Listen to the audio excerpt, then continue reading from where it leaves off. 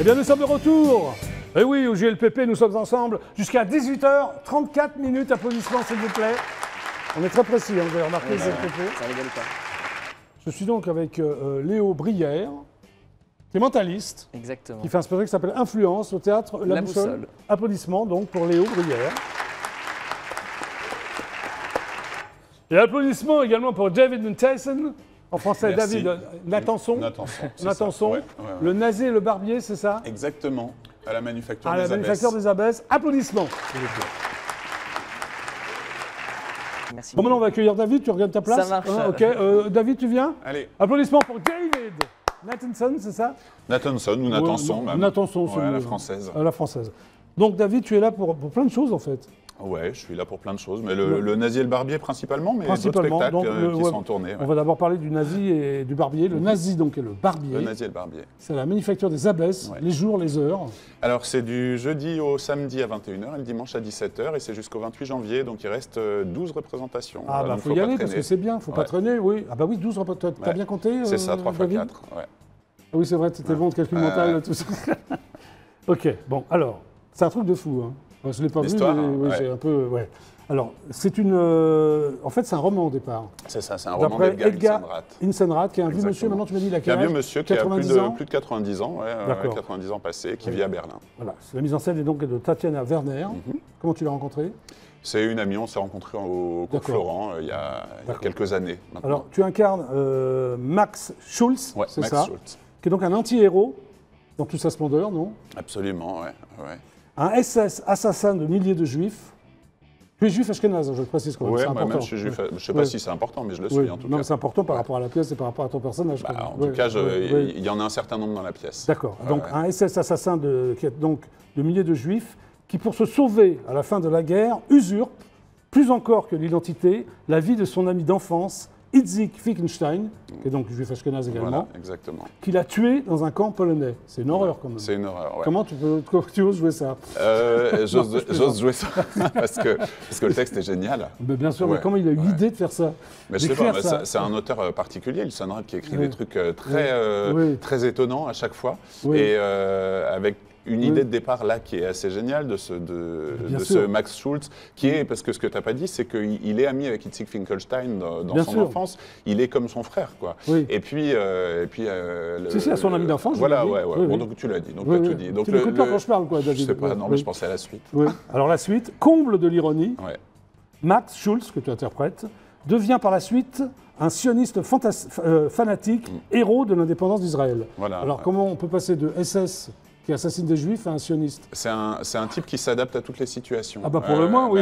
Il s'adapte bien. C'est Mais, quand même les deux opposés là. mais ce qui est intéressant, c'est que c'est pas juste un opportuniste. Enfin, je crois pas. Ouais. C'est-à-dire quelqu'un qui essaye de se cacher, donc qui Ouais. trouve comme Ouais. dans les SS en Uruguay, comme dans la chanson de Gainsbourg. Oui. The Rock Around the Bunker. Ouais, voilà. Ça, Ouais. oui. Mais Oui. c'est c'est plus que ça. C'est-à-dire que je crois qu'il fait les choses de bonne foi. Oui. C'est-à-dire que après la guerre, il s'engage dans le sionisme. Oui. Il se retrouve embarqué en Palestine en 48, et puis il s'engage de bonne foi. Il devient vraiment un héros du sionisme. Oui. Et il se fait passer pour juif, mais je pense que dans sa tête, il l'est vraiment. Il le devient vraiment. Il le devient vraiment. Au Et départ, voilà, il est- c'est un esprit Ouais. troublé, perturbé. Et c'est ça qui est Comment- passionnant. C'est comment ce Bien type-là sûr. devient.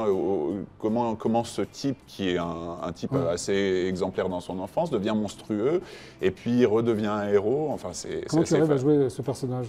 Bah, je le joue comme je suis comédien. Donc, Oui, tu es comédien, mais justement. donc mais oui. le plaisir, c'est de jouer justement des C'est intéressant, personnages ce genre de personnage. complexes. Parce Ah que bah, pour un c'est comédien, complexe. le rôle est intéressant. Voilà. Il est C'était passionnant. ma question. Il est passionnant. Mais Il est passionnant. c'est moi qui ai adapté le roman. C'est moi qui ai voulu faire ce. Ah, c'est toi qui l'as adapté. Ouais, Ah c'est oui. moi qui l'ai Ah oui, adapté. Ça change les choses. Et j'avais envie T'as du mal à... de. Est-ce que tu respectes le roman ou... Ouais, je pas le trop respecte beaucoup. Si, je le respecte énormément. C'est-à-dire que tout ce que je dis sur scène Oui. est dans le roman.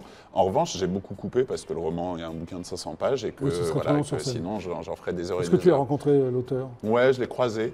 Ah, juste croisé Je l'ai croisé à une dédicace. Tu avais déjà adapté le roman ou tu avais l'intention de le non, faire? je l'avais déjà adapté. Et, Alors, comment je ça l'ai- s'est passé la rencontre? Ah, il était fatigué et je crois Ouais. qu'on a discuté mais vraiment 3 peu. secondes. Mais tu lui as dit que Ouais, je lui ai dit, il était au courant puisque Non, ça va pas. son D'accord. éditeur était au courant, son éditeur allemand, son agent aussi. Donc ouais, il était au courant. D'accord. Alors justement, l'auteur, là, il s'appelle Itzenrath, c'est ça? Ilsenrath, Edgar Donc il est Ilsenrath. juif allemand. Ouais.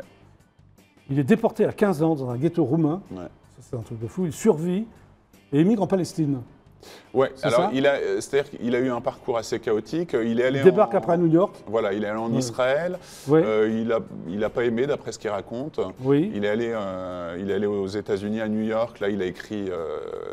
Il raconte cette expérience dans un bouquin qui s'appelle Fuck America, qui est assez génial. Fuck aussi. America. Ouais, Le mec est passionnant, apparemment. Ah, mais il est passionnant. Il a une vie de dingue. Et puis, il a du coup aussi toute la légitimité pour écrire ce genre d'histoire parce qu'il a traversé le XXe siècle et toutes les horreurs du XXe siècle. Alors, il revient à son pays natal, donc l'Allemagne, en 1970. Et il écrit justement Le Nazi et le Barbier en 1979. Enfin, il paraît en Allemagne en 1979. Ouais, il l'a écrit au début des années 70, mais les Allemands ne voulaient pas l'éditer au début. Ouais, alors il paraît que ça fait scandale. Pour quelle raison? Les Allemands le prenaient mal ou... Je crois que c'était sa façon. Il a une façon très crue d'écrire, un petit peu à la Bukowski ou à la Philippe Roth aussi. Il a comme ça des auteurs qui ont une écriture très vivante, parfois assez crue. Et lui, il parle de la Shoah. Il ne parle pas que de ça, mais il parle notamment de la Shoah. Et en parler de cette façon-là, ça choquait les Allemands. C'était dans les années 70. 20-25 ans après la guerre, et pour les Allemands, je crois qu'on ne pouvait pas parler à ce moment-là, c'était trop tôt pour en parler de cette façon-là. Donc ça a choqué, puis il a été édité plus tard. Mais le bouquin a connu le succès, mais plutôt plus tard. Je crois que, d'après ce que je sais, il a été édité aux États-Unis finalement, dans la fin des années 70, et puis voilà, puis il a traversé le monde entier, il a été réédité en France il y a quelques années, mais il avait déjà été édité à l'époque. Le bouquin, j'ai lu, bouffon, délirant, provocateur, irrévérent, tu es d'accord avec tout ça? Ouais, tout ça. Tout ça et plus encore. C'est ce qui t'a plu? Bah oui, parce que parler de ces sujets-là, pour en parler comme ça a déjà été fait, je trouve que c'est pas intéressant. Et là, il y a une approche qui, je trouve, est très vivante. Et puis, moi, j'ai pensé aussi aux jeunes générations. Et je me suis dit que peut-être c'était une façon d'en parler qui pouvait les intéresser, parce qu'il y a quelque chose à la fois très actuel, très vivant, qui prend pas de gants. Et moi, je trouve ça très agréable de ne pas prendre de gants, même avec ces sujets-là, qui sont des sujets très difficiles. Donc, ça m'intéressait. Donc, on va parler du spectacle. Alors, stand-up nazi, est-ce que tu es d'accord avec ça? C'est même une idée que Tatiana Werner, ma metteuse en scène, a soufflé à la critique. C'est un stand-up, tu t'adresses au... Ouais, je m'adresse au public. C'est pas nazi quand même. Bah non, parce que le personnage l'est nazi. Alors évidemment, c'était un petit peu provocateur de dire stand-up nazi, mais le spectacle est un petit peu provocateur, donc ça ne nous déplaît pas. Tu t'adresses au public, parce que je ne l'ai pas vu, donc j'ai fouillé un peu. Tu t'adresses au public comme ça, sans fioriture, avec réalisme. C'est-à-dire, comme tu dis, tu ne mets pas de gants. Le personnage, il dit tout. Il dit tout. Il dit ce qu'il a fait. Max Schulz, il dit tout. Et alors, il s'adresse en partie au public et puis en partie à son ami d'enfance Itzik Finkelstein, donc qu'il a tué dans les camps, mais il continue à lui parler comme s'il était là. Et, sachant que c'est lui qui l'a tué ou... Voilà, sachant que c'est lui qui l'a tué. Il y a un côté quand même, c'est spécial. C'est très particulier. Mais effectivement, c'est sans fioriture. Il dit tout ce qu'il a fait et comme s'il avait besoin de se livrer. C'est un peu une psychanalyse en direct. Alors, tu nous racontes donc tes tracas quotidiens, c'est ça, de camp de concentration. Notamment. Schulz raconte ses travaux. Donc tu vas assez loin quand même. Oui, il raconte toute sa vie, donc il traverse le XXe siècle, donc effectivement ça passe par les camps de concentration. Et tu prends les voix de tous les personnages, c'est ça? Oui, j'interprète tous les personnages. Que Max croise pendant son enfance. Le personnage principal c'est Max Schulz, mais j'interprète aussi Itzik Finkelstein. Alors j'ai un ami qui a compté, il paraît qu'il y en a 28. Mais certains disent une phrase, voire 3 mots, mais oui, je fais tous les personnages. Mais sans changement de costume, c'est-à-dire tu te changes à vue? Comment ça se passe? Il y a un changement, il y a 2 changements de costume, mais qui sont à vue. Et c'est le personnage de Max Schulz qui se change, qui change de chemise au moment où il passe dans l'armée israélienne, qui à un moment met une blouse au début et à la fin quand il redevient coiffeur et barbier. Voilà. Mais effectivement, sinon, les personnages, c'est un accessoire. C'est même pas un accessoire, c'est un mouvement. Il y a Hilda l'Asperge, elle se remet les cheveux comme ça. Il y a la mère de Max Schulz. Tu fais ça sur scène? Je fais ça et on comprend que c'est la mère. Voilà, exactement. Vas-y, refais-le pour voir si on comprend. Tu le fais bien, on comprend son dessin. Exactement. Tu fais bien. Elle a des gros seins, Nina, la mère de Max Schulz. Elle a des très gros seins. Elle a des très gros seins. Rien, c'est important dans la pièce. Il faut venir voir la pièce pour comprendre que c'est important. Pour les gros seins, il faut aller voir la pièce, c'est ça? D'accord, ok. Donc, sur scène, il y a un fauteuil de coiffeur et 3 salons de coiffure. 3 salons de coiffure, oui, enfin, il représente les 3 salons de coiffure. Oui, il représente, c'est ça, mais pourquoi? Parce qu'il y a 3 salons de coiffure, d'ailleurs 2, non? Je sais plus, peut-être un troisième. Il y a le premier salon de coiffure, non, tout à fait. Tes fiches sont bonnes, t'es bien renseigné. Il y a le premier quand même. Comme journaliste d'investigation. Donc je m'incline. Le premier salon de coiffure, c'est l'homme du monde, c'est le salon de coiffure de Chaim Finkelstein, dans lequel, qui est donc le père de Itzik Finkelstein, et salon dans lequel Max va apprendre le métier. Et puis il y a aussi le salon de son beau-père, Slavitsky, qui est un horrible beau-père, qui a à peu près tous les défauts du monde, voire plus. Voire plus. Donc il y a ce salon-là. Et puis à la fin, Max Schulz, quand il arrive en Israël, il va travailler dans un autre salon de coiffure de Shmuel Shmulevitch. Et qui va racheter. Voilà. Et il va racheter ce salon qui va rappeler, auquel il va de nouveau donner le nom L'Homme du Monde, comme le premier salon dans lequel il a commencé à travailler. Alors sur scène aussi une enseigne en néon. Voilà. Pourquoi? Et ben c'est l'enseigne L'Homme du Monde, justement. C'est L'Homme du Monde. L'Homme du Monde, et important, du salon de coiffure. Sur lesquels il y a des frisques militaires. Voilà, exactement. Il y a ses habits, en fait, les quelques chemises avec lesquelles... Donc c'est un décor assez nu. C'est très sobre. C'est voulu, je suppose. Oui, c'est voulu. C'était encore la metteuse en scène. La metteuse en scène. C'est toujours l'idée du stand-up. C'est le personnage qui est important. Et celui qui raconte. Bon. Alors Max Schulz, c'est donc un bâtard, si j'ai bien compris, de pure souche aryenne. C'est ce qu'il dit. Oui. On ne sait pas, alors tout est violé, ce qui est terrible, violé à 7 semaines par un coiffeur pris à pic. Voilà, alors ça c'est son beau-père, dit comme ça paraît pas très drôle. Oui, mais enfin, dit comme ça, c'est pas drôle du tout. Non, c'est même pas drôle. Violé à 7 semaines par un coiffeur c'est horrible, c'est absolument horrible. Alors effectivement, c'est une horreur. Il est violé par son beau-père Slavitsky, qui devient son beau-père et c'est celui dont je parlais en disant qu'il avait tous les défauts du monde, voire plus. Oui. Alors raconter, c'est vraiment grotesque, c'est raconté de façon grotesque, donc... c'est pas un spectacle drôle, mais il y a des choses drôles dedans, et notamment ce personnage est à la fois monstrueux et risible également. Donc c'est pour ça que je dis qu'il y a des choses... Il y a de l'humour noir quand même. Oui, il y a de l'humour très noir, bien sûr. Bon, j'espère. Ah oui. Alors la presse, il y a des trucs, j'ai retenu quelques phrases. On se retient d'éclater de rire, donc il peut y avoir des trucs drôles. Quelqu'un dit ça. C'est un génocidaire qui nous fait face, qui nous narre sa complicité avec ses amis juifs, son apprentissage du yiddish. Oui, notamment. Alors, pourquoi on se retient d'éclater de rire? Parce que Ilsenrath, justement, l'auteur, il dit un truc à propos de son livre. Il dit qu'il voudrait que le rire du lecteur reste dans sa gorge. Ah, d'accord. C'est un petit peu, voilà. Comment dire, un rire retenu. Ouais, c'était... Après, moi, il y a des soirs où les spectateurs rient, franchement, à certains moments. Évidemment, pas pendant tout le spectacle.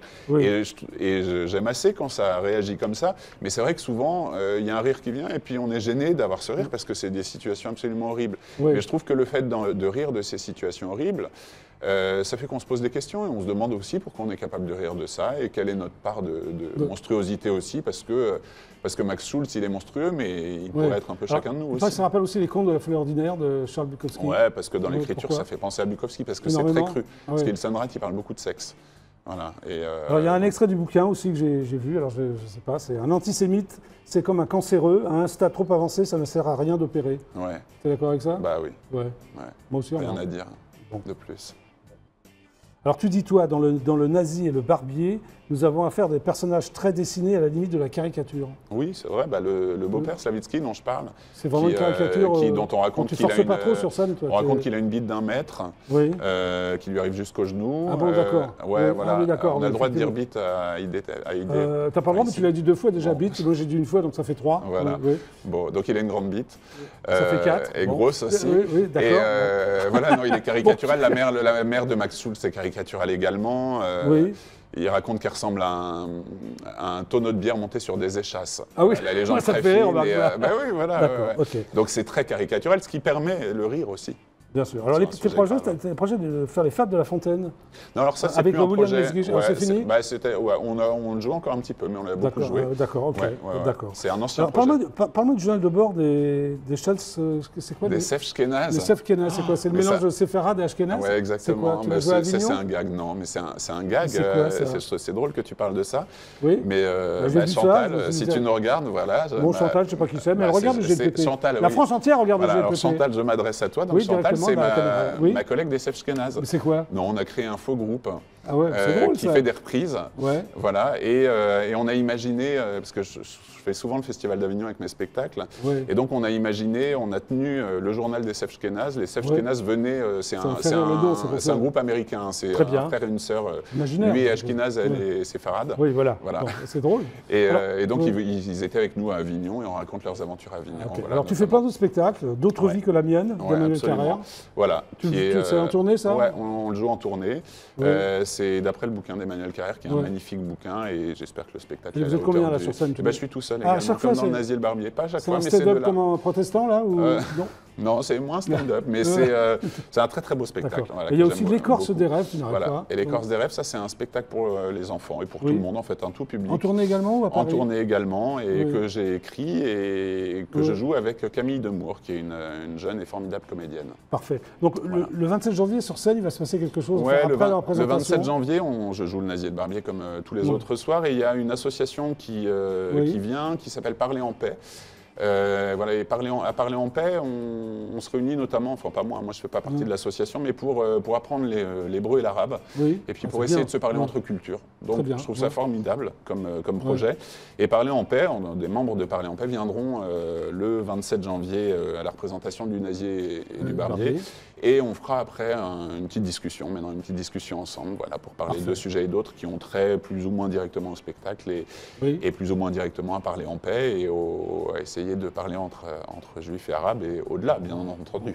J'ai rêvé, non? Bah, il faudrait. Bon, alors j'ai des images, stand-up nazi. Ouais, bah, allons-y alors. On regarde? Allez. C'est parti.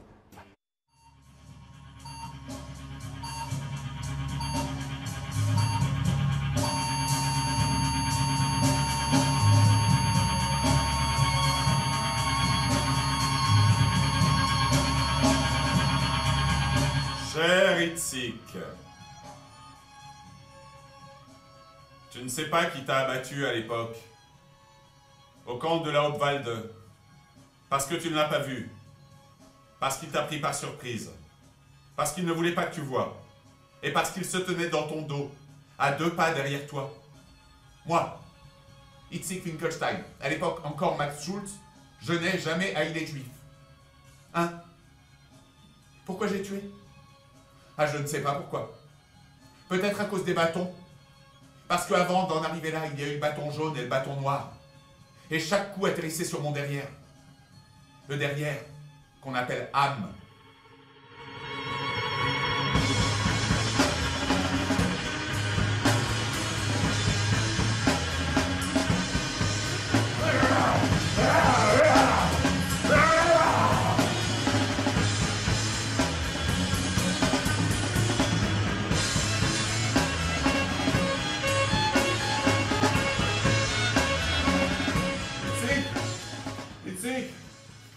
Tu veux savoir si les morts dansent avec nous? Mais oui, bien sûr. Oui. Oui, toi notamment, et ta mère aussi, et ton père aussi. Même le soleil partage notre joie.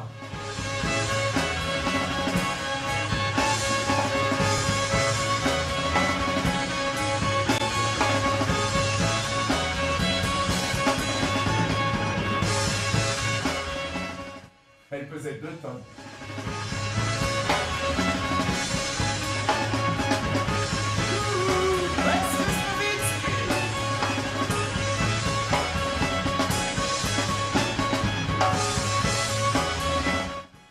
Max Schultz, c'est un grain.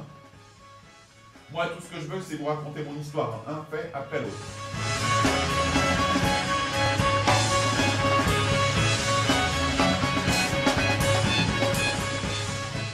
Savez-vous l'effet que ça fait quand on recrache une boule coincée dans la gorge? Mais savez-vous l'effet que ça fait? Des millions de boules recrachées qui s'en vont. Voilà, Le Nazi et le Barbier, à la Manufacture des Abbesses. C'est ça. Parfait. David, qui est le gagnant? David. Ah bah alors voilà, David, il a dit que c'était David. Merci David. Donc, la photo dédicacée d'Amir, que j'aurai l'honneur de te dédicacer moi-même. Eh ben, c'est un honneur. Hein, ça te fait plaisir? Ah bah, ça me fait très plaisir. Qu'est-ce qui se passe là? J'ai appuyé sur un truc, bon, c'est pas grave. Ah non, c'est... Ah bah oui, c'est la musique d'Amir. Ah oui, merci Léo, oui. C'est Amir, il m'avait dit. Tu aimes Amir? Je connais pas, mais, tu auras l'occasion. Voilà, j'ai hâte de découvrir. Tu as hâte de découvrir. Hein. Bon, merci d'être passé par le GLPP. Donc, Léo Brière, ça s'appelle Influence au singulier, et c'est au Théâtre La Boussole. Applaudissements, s'il vous plaît. Merci.